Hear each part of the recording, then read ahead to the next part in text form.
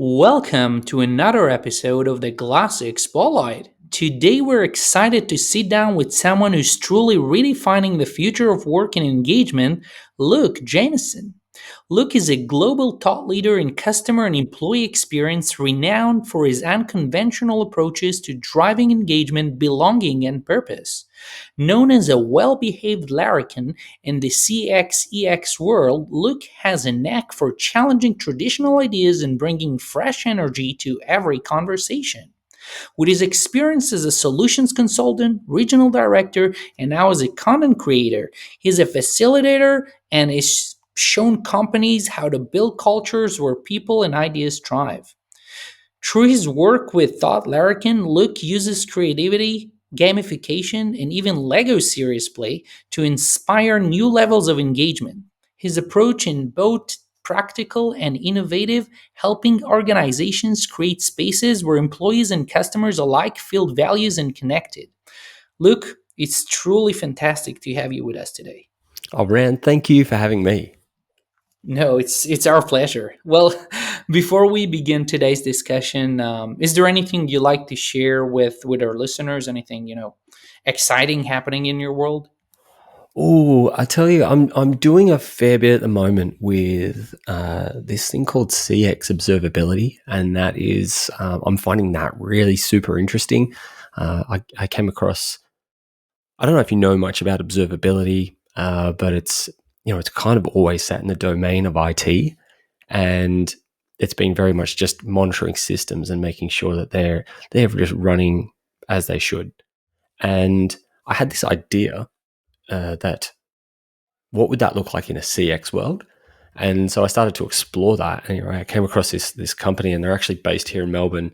And I recently did an interview with they let me interview their C suite, which was really awesome, just to learn about what they're doing from a observability into CX. And I just think it's super interesting, and it's got me on this sort of rabbit hole of exploring what CX observability is and what we could do with this real time understanding of where the friction is in a customer interaction. And I think that that's really interesting because I think for a long time we've in the CX space we've looked at customer journey maps and we've tried to map them out, and they end up being quite static. And so this idea of having like a living, breathing customer journey map that you can be real time figuring out problems, like little things like why can't the person at the other end of the Zoom call hear me, like what happened to us just beforehand. So I think if you were able to pinpoint that and address that straight away, I think that that's something that's really interesting, and some of the cool stuff that can come out of this really rich data. So I think it's beautiful. I never bumped into the term before, and trust me, I conduct regular conversations, CX related regular conversations. Regardless, I think it's kind of a next level, futuristic, if you wish, CX methodology. mm, that's kind of what I thought. And these guys, it's a company called Operata, but it's this. Yeah, when I came across the tech, but beyond the tech, like their mission around, like they're sure they're a tech company, but they are like mission focused on improving customer experience.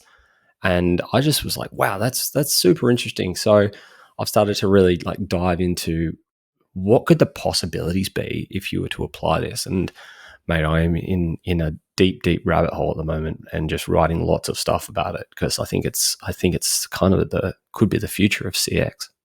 I love it. We haven't yet started today's episode, and you're already giving food for thought for our listeners. I There love you go. Well, for our listeners, today's episode called Unconventional Engagement, Luke Jamieson on redefining the future of work and CX. So, Luke, let's get started. You've been described as a well behaved larrikin Mm. and a thought leader, obviously, in CX and EX. How did this unique combination shape your approach to customer and employee engagement? Yeah, I think it's kind of the other way around. I think it's been my approach to things that have kind of got me that title. But a larrikin, it's an Australian word, so a lot of people haven't heard of it, and it's usually a good conversation starter. But it's a someone who is unorthodox. It's someone who's has a disregard for convention. Um, they can be a bit boisterous, lots of energy, a bit of a maverick maybe. Sometimes they can be seen as misbehaving, but and a little bit mischievous. But I'd say that I'm a well-behaved larrikin. I try to keep the well-behaved side of things going. Yeah. When I hear, when I first I bumped into this larrikin thing, I said, okay, that might be a playful person, you know? It's Yeah, like, yeah, I love that. yeah. And look, that's just been how I've approached things. I've always every time I sort of see something, I always have a different approach to things. I have a unique way of looking at things and breaking things ever since I was a kid, right? Ever since my parents used to buy me new toys, and after a while they stopped because I would just pull them apart to try and figure out how they worked. And sometimes they'd go back together and sometimes they wouldn't. And I think I've carried that right throughout my life, right? Of just being able to try and break things down and how can we make them work better or differently. And I think particularly in things like the contact center industry, I think that that's really important because I think it's been an industry that's was rooted in doing things the same way and taking the human out of interactions when in fact it's the most human interaction we have kind of thing, and to interact like that, and yet we would try and to make everyone like robots. And so I really think that there was a way to rethink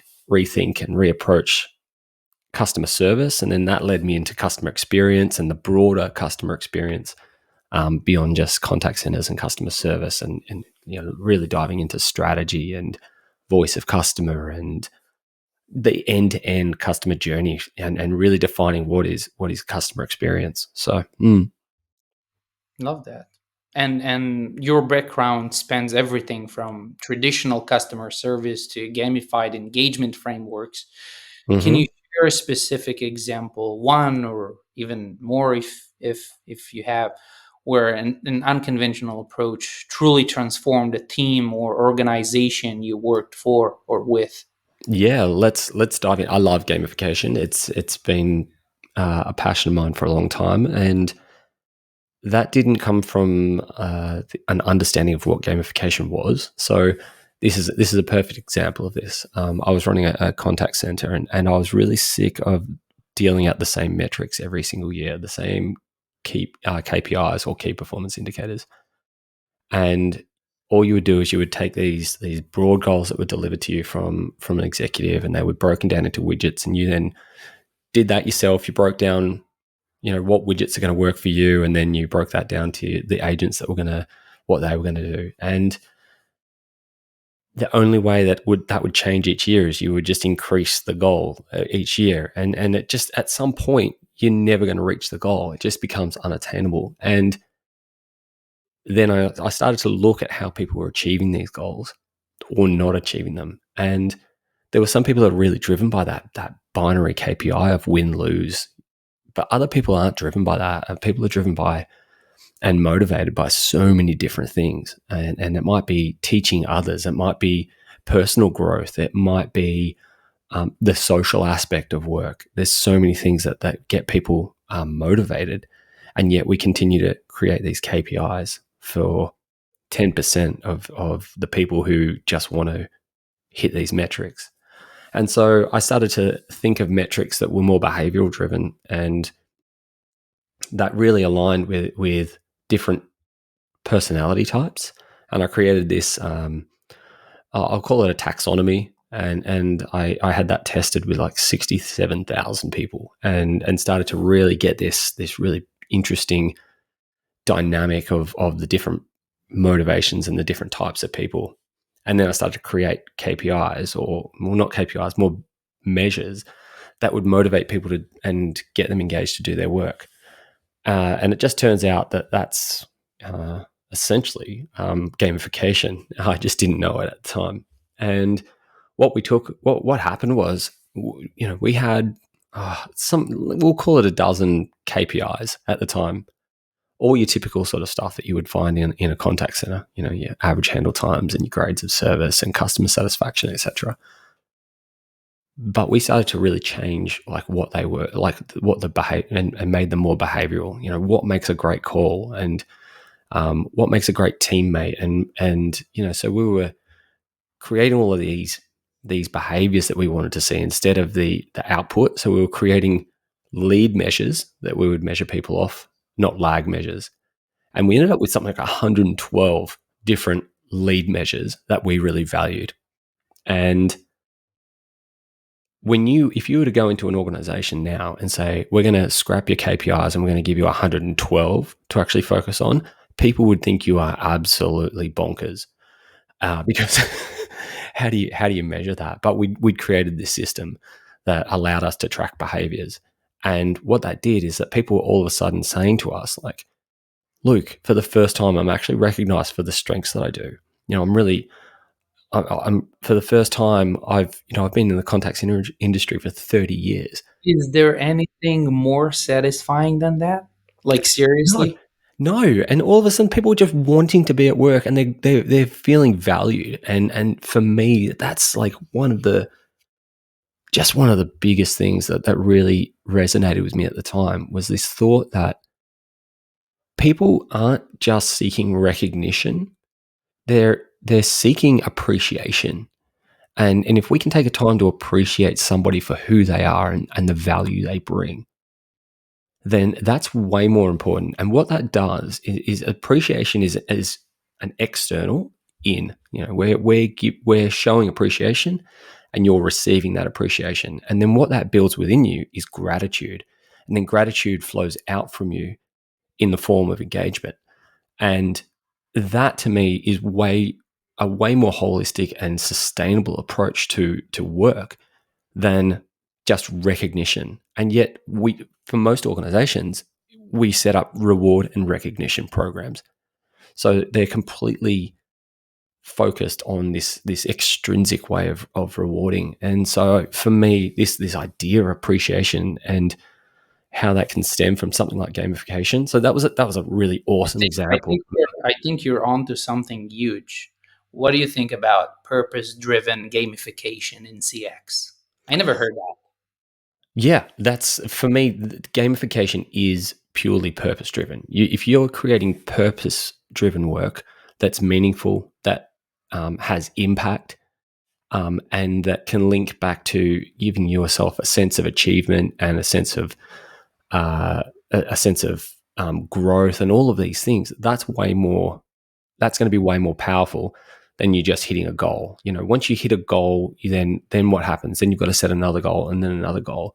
Whereas if we're trying to drive for this sense of fulfillment and purpose and belonging and all of these different senses, that is going to be way more sustainable.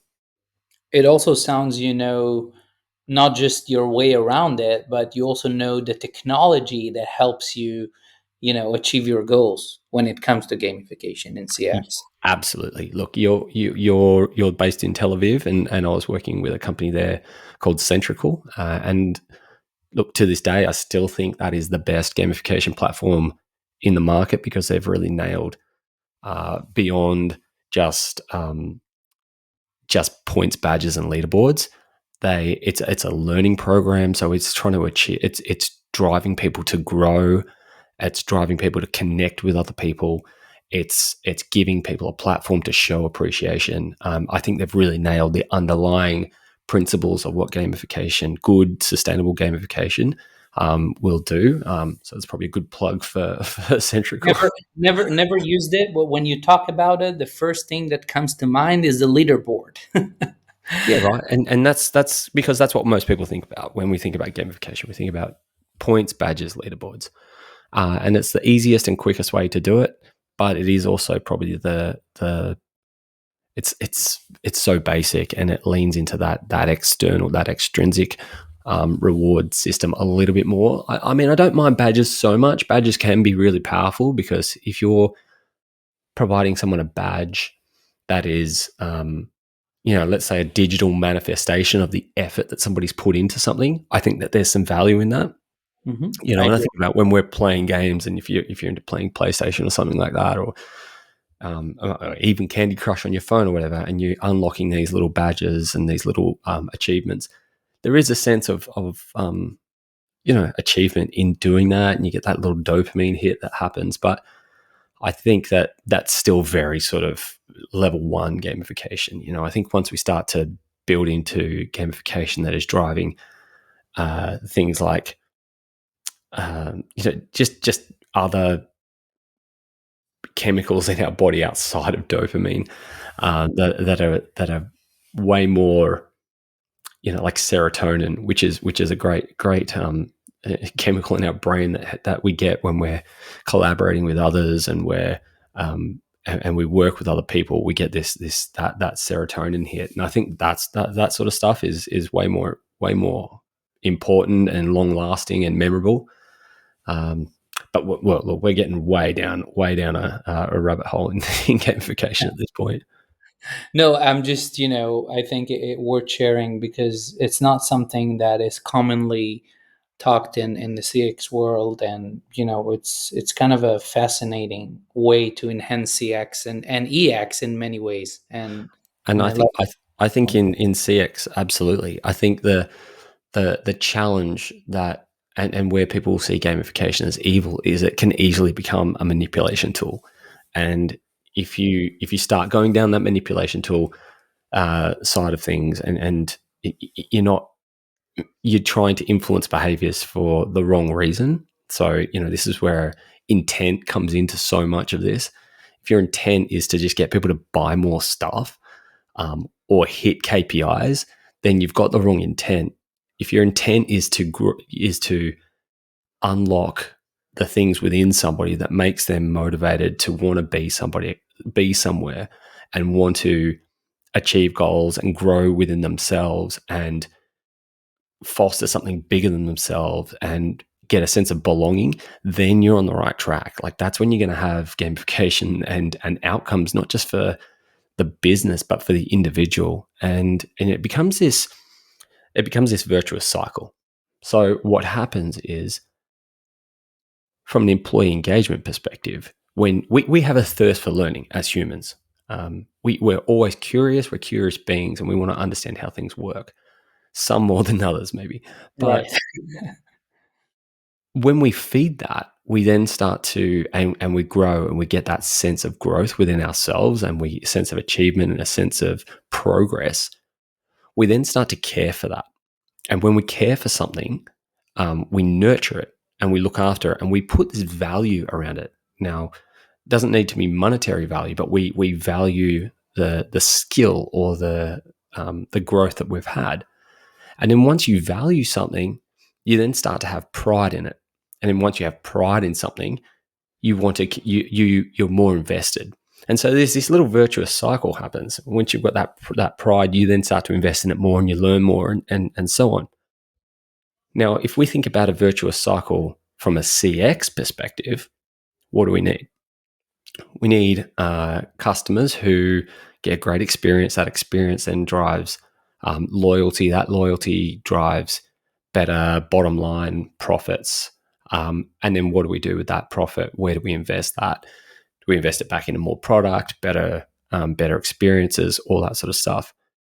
If we're investing some of that back into our people, into things like learning and growth and development and how we treat them, then they're going to nurture that and be proud of it and continue that. And these two virtuous cycles cross over and meet in this really beautiful, harmonious way.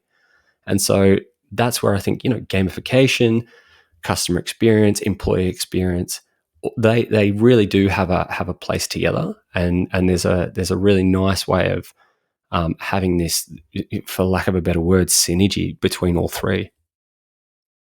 Yeah, I also think about one point that is like internally and externally, and how it touches all stakeholders, including your customers and employees, and it's kind of a flywheel, if you wish, Mm-hmm. in many sort of ways. I love that. Mm. Yeah, let's Me talk too. about your love for Lego. So, you're also a certified Lego Serious Play facilitator. And Mm. how does this unique skill come into play when solving challenges around engagement, belonging, and purpose? Yeah. So look, I think that when I was really big in that gamification space, I was also looking for ways to be able to teach that we're going to create a really psychological a psychologically safe environment. Because what I was finding is that you would go into organizations, particularly when you start talking about behaviors, and if you had, let's say, a couple of C-suites in the room, and a couple of managers, and a couple of frontline employees, you had this very diverse range of thought, but also there was a lot of intimidation, and so you would find that some people wouldn't speak up; they wouldn't talk out of fear of retribution from a manager or an executive or something.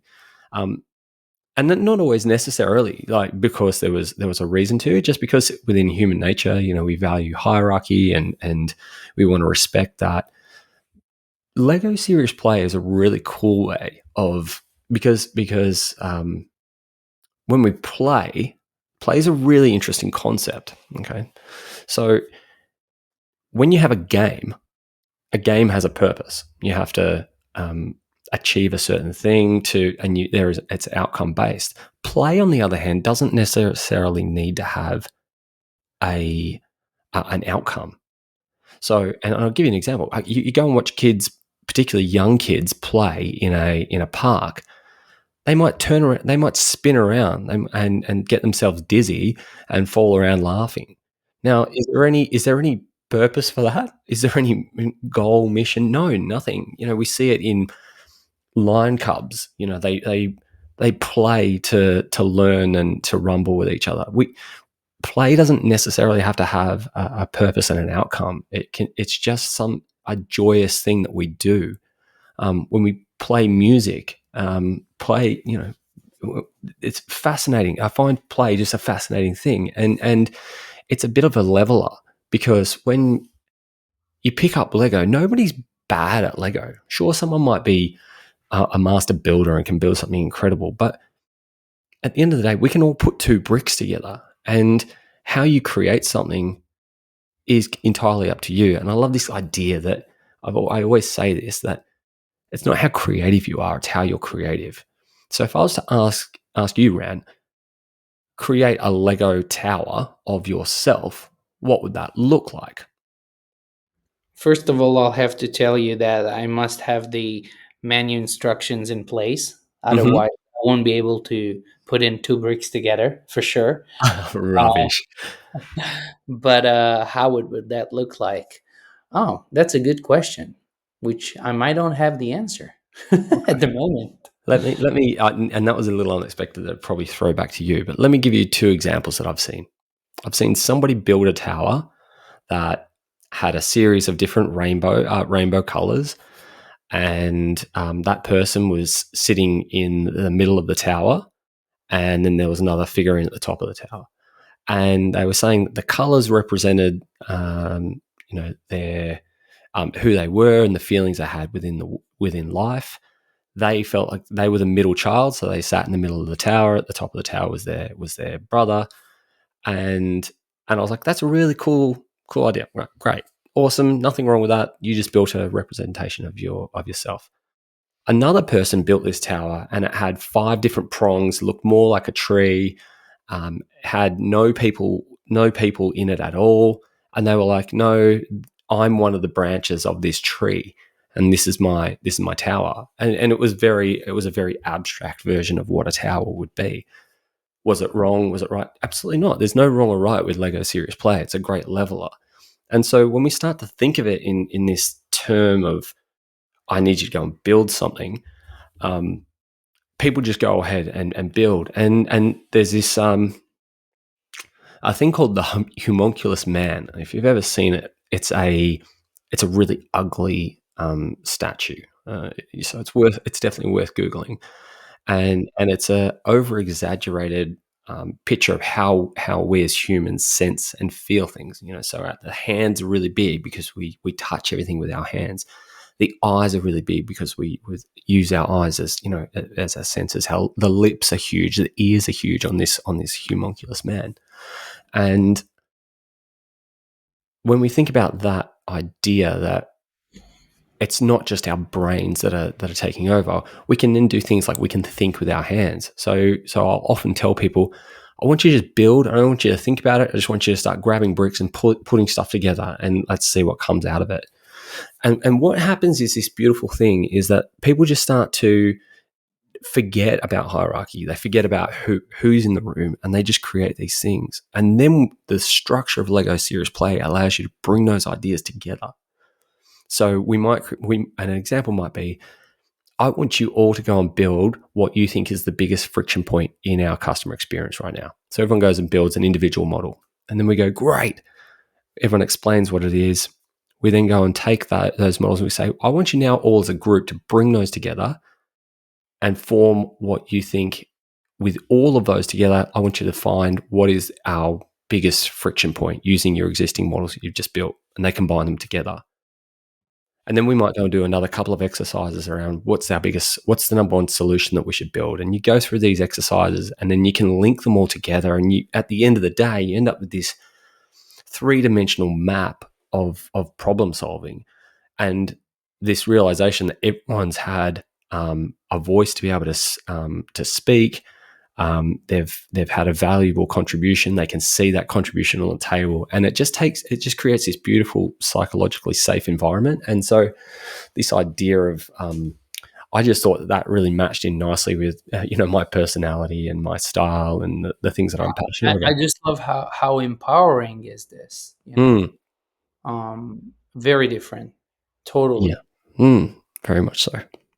Yeah, and with all your experience in content creation and as a keynote speaker, what do you think organizations often misunderstand about building genuine employee engagement in today's hybrid work landscape? Yeah, I think that's such an interesting topic right now, particularly with people, a lot of organizations So forcing hot, people back into the office. so hot. Like we hear, like if you live on LinkedIn, like you randomly see a lot of different posts every single Mhm. day talking about this topic from different angles, and it's just there is a huge hype around it. I think there is, and I think there's good reason, and you know, we so easily forget the pain of that we go through. It's part of our nature to forget pain, and like I think about, I've got a lot of tattoos, and you forget about the pain you go through to get a tattoo, and then after a year or two, you're like, oh, you want to get another one. You forget about the pain you went through. I'm sure that's probably similar to childbirth or whatever. Um, this idea that we forget about pain and we go back to it, and I think we've done the same We'll with we'll never know, me and you. you and I will never know, and I'm not going to pretend to, right? But we go back and we do these things that are super painful because our brains intentionally forget that pain. Um, we don't always forget the lessons, but we forget the pain itself. And I think that we've forgotten the pain of lockdown, and I think we've remembered the lessons, but we've forgot the pain. And I think that's one of the challenges that we have. And because there is a sunk cost bias at the moment, I think with a lot of organizations, they've bought these big buildings, they've invested in all of these things. They have a sunk cost bias to bring people back into the office. This is where I find CX observability super interesting. So some of the data I was looking at was around because there's often a productivity argument, right?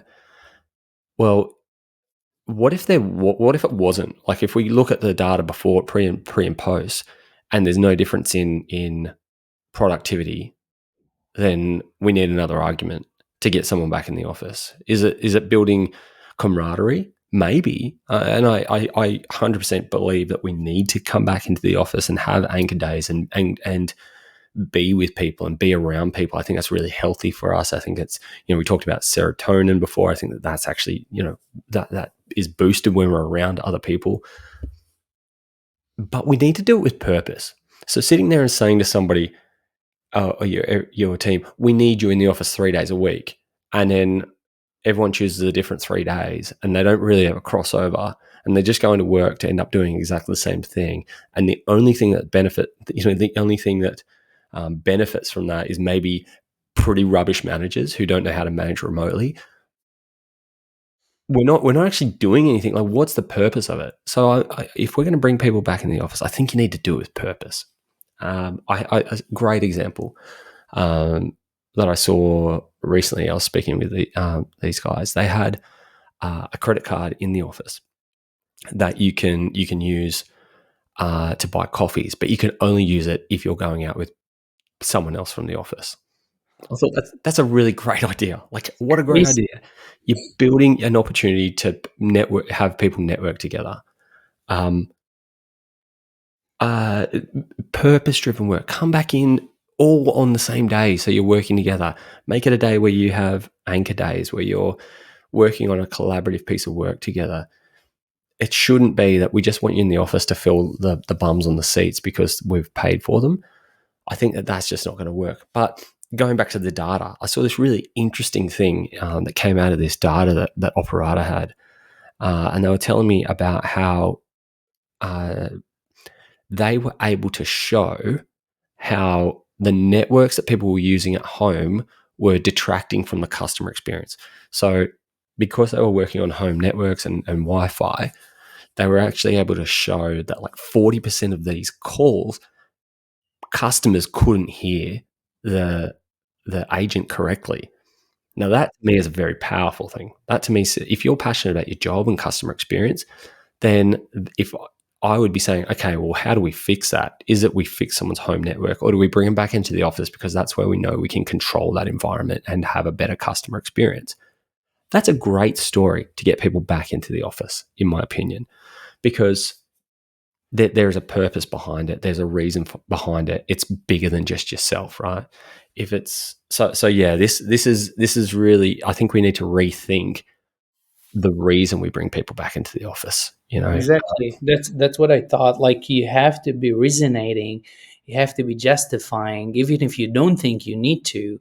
hmm But that people are, at least in 2024 and beyond. We're not hmm in the early 2000 or something, or even, I mm, don't know, 2012, 2014, 10 years ago, yeah, where you were telling people to do something and you were expecting no questions to be asked. I think yeah.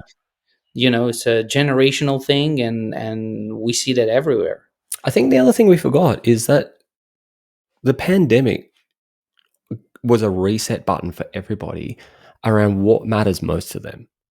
All of a sudden, they will realize that they can spend more time with their family. They can, they want to spend more time maybe exercising. They don't want to spend every single waking moment thinking about work, being at work, traveling to work.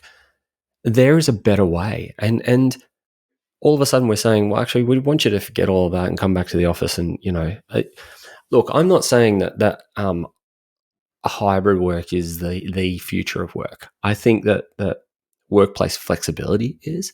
I think we need to rethink how we work. Does it have to be a 9 to 5? Does it have to be 40 hours a week?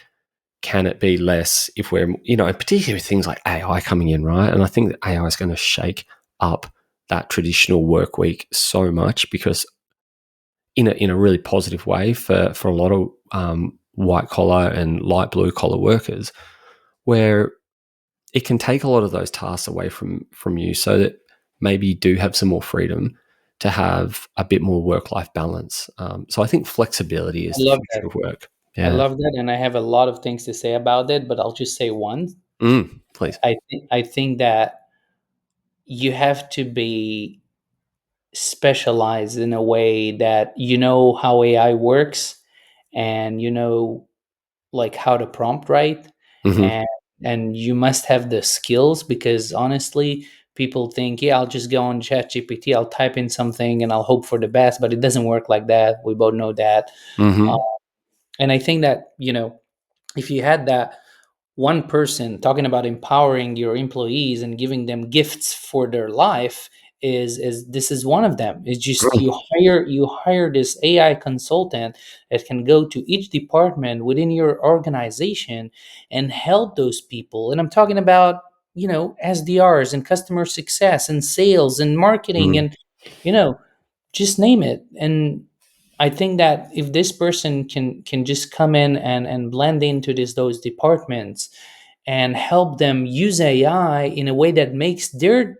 job more efficient and less time, and just do more with their time using mm AI, I think this is, Exactly. Give them the guardrails to actually use it in an effective way. I think is super important. Showing people how to use that tool in those tools in the right way, I think is important. And I think it's about it. And the empowering part is we're taking away tasks from people that they didn't want to do in the first place. So if we can get those, we can repurpose tasks, that time we spend on tasks into more purposeful work. I think that that's a really huge step forward. If you think about your, here we go. Give you a chance to have a plug. What's one of Glassix big corporate goals, like your organizational goals? at this very particular moment would be raising our Series A, which should be coming very soon. Okay. What about for a customer though? What is your goal for a customer? I think that one of the things that I hear a lot about within when we meet with our product team and engineering team is keep improving. We have that thing that we pop in some important messages within Glassix. So, for Mm-hmm. example, we monitor the people that regularly listen to our podcasts, and Mm-hmm. when there is a new episode released, we just pop in a message, like a pop-up window thing in their system saying, hey, you have to check out this new episode, or hey, we know you're listening, so Mm-hmm. why not checking out this new episode? We're sure you're gonna like it, or something like that. And by that, we're not just keeping them engaged, or get more listeners and followers and that kind of stuff, but we're also keeping them curious and keeping them, in a way, waiting for the next episode or Mm-hmm. waiting for the next pop-up, because the pop-ups are very different. And I Mm. think because it's diverse, because it's interesting, because it's engaging, it tells them, hey, this they think about me, Yeah. they care about me. You know what I'm trying to say? I'm not even taking your question to a place where we talk about product development or product roadmaps or wish lists. Mm-hmm. I'm taking it to the smallest things that marketing has a thing with this as well. So So there you go, right? So this is one of those examples where if you got someone to talk about, like you start talking about the podcast, and I can hear the passion in your voice, like everything's just lifted, and you're so excited about it. If we can give you more time in your day to focus on what you're more passionate about, how much more likely are you going to get up and want to go to work each day, right? And so I think about that as like even from a work perspective. Let's say we're not saying we're going to give you more workplace flexibility. We're not going to give you more time with your loved ones. But what we are going to do is give you way more time doing the things that you're really passionate about at work. All of a sudden, work becomes more purposeful, and I think that that is one of the things that organizations need to really think about with AI is how do we repurpose that time that we gain into delivering passionate projects that are going to deliver on individuals' purposes aligned with their goals. They're going to align with the company goals and those also the big company goals, right? Like if your organization is about saving the planet or is about improving customer experience for your people, whatever it is, whatever your big mission is, right? If we're spending more time on the big mission instead of doing like these tasks that actually don't move us closer to that big mission, then yeah. So I don't know. AI is just this is where organizations need to think about AI from a not from a how do we reduce headcount, but how do we get more mission focused. I love that. Like focus on the big thing, and then also I think showing people from the very beginning position in the organization to the top of the pyramid, Mm, how they influence revenue, how they make money for the company. I think it's super crucial, and I think a lot of organizations just fail in this. mm, yeah, absolutely. But that's a different topic. And That's next week. totally. So, look, you've seen trends like gamification and digital transformation reshape workplaces. What do you predict will be the next big thing? Next big shift in the way companies engage their employees and customers. Look, I think it's twofold. I think look, I've already said it a million times, but I do think that I think I'm onto something with this idea of CX observability, being able to shift this to shift static CX strategies and journey maps into something that's living and breathing, and it can have instant impact for employees and for customers, I think is really, really important and very cool.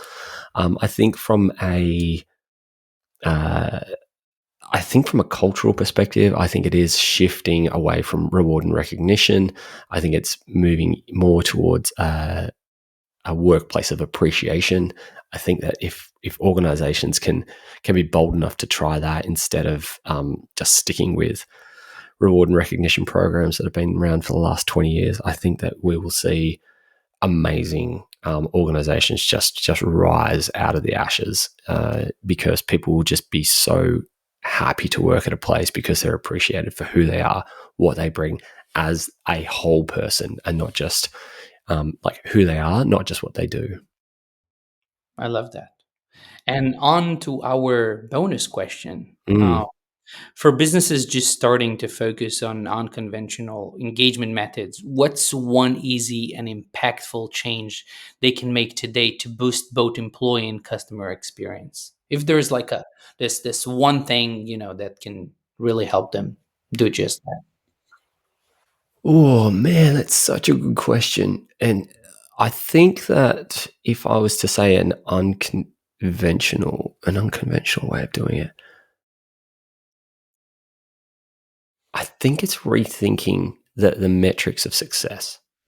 And Mm. and we've got stuck in our ways with things like net promoter score and employee uh, KPI metrics, that we think that that's the only way of doing it. I think if you want to do something unconventional, really rethink the methods that you are using to measure to measure success. Um, if it should be based upon things like impact and growth within people and in organizations, not just the numbers. I think that if we were to take if I was to take an unconventional approach to that, is I would rethink how we're not all the same, and we all have different. We're all driven by different things and motivated by different things. Find out what they are, and that's not just from an employee engagement perspective. That's from a customer perspective. People are loyal for different reasons, and uh, let me give you an example of that. In Australia, we have a thing called superannuation. It's for retirement. It's funding that's forced funding, forced savings that you can then get out when you reach a certain age. Now, and in America, they've got something like the 401k. I'm not entirely sure what that sort of thing is in Israel, but um, I am not what you would consider as engaged based upon the traditional metrics of engagement. You would say that an engaged customer has lots of activity, and that what organizations use activity as a proxy for engagement. Now, actually, I'm super engaged in my superannuation. I have a vested interest to make sure that that's in the right investment options. It's going to um, it's invested in something that's ethical. But does that mean I'm logging into that every single day? Of course not. I'm still in my 40s. I can't have it for another 20 odd years. Um, so my activity is probably very low, and people would say, well, that's a low engagement. Um, we need to rethink what does engagement look like and stop using things like activity as a proxy. And that might be the same for our customers. Um, why does somebody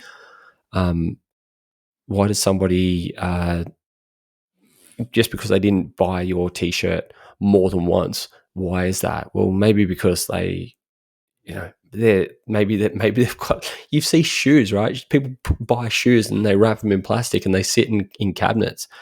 They're not going to re-buy them again. Like there's so many reasons that we do things, and we expect customers to tell us why they're engaged. And when they don't tell us, we're like, well, they're not engaged because they haven't had any activity. So I think it's mate, that's a really rambling answer to your bonus question, but I just think we need to rethink metrics as a whole.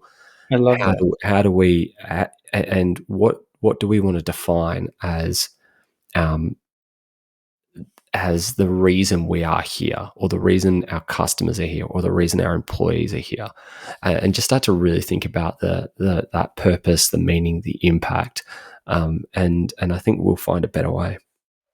I totally agree. And I think from my standpoint, I'll say that next level leadership would be reinventing your KPIs. So it's like take a deep dive into your organization core, understands people, have this conversation, and then kind of redefine and share the KPIs that you want to track. Obviously, we're all going to track revenue because everything that we do in a sense leads to that one thing, right? But But it's a byproduct, right? That's the yeah, thing. As you said, it's a byproduct of doing the right thing and doing it right and getting that all of those other things. I mean, you said it way more succinctly and eloquently than I did. I was a bit verbose and all over the place, but yeah, spot on, Ran. no, I just summarized everything you said, and and and Beautiful. and I have not, and it's important to say I have not used AI for that. Good. Surprisingly, um, well, look, I want to thank you so much for joining us today. It was a huge pleasure having you here.